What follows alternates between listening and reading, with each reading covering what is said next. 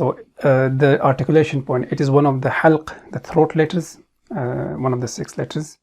Okay, and it is pronounced from the middle of the throat. So as we said before, we have 2 letters from the lowest part of the throat, far from the mouth, nearest to the chest, and we have the top, which is nearest to the mouth, and we have the middle part. So middle part, ha, ayn. So ayn is the second letter of from the middle of the throat.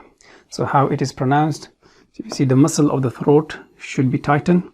Okay, as the muscle of the throat is tightened here, cause the passage to become constricted. So it's tightened, then the passage is constricted and resulting in a squeezed sound. Ayn, a. Okay, that's the articulation point.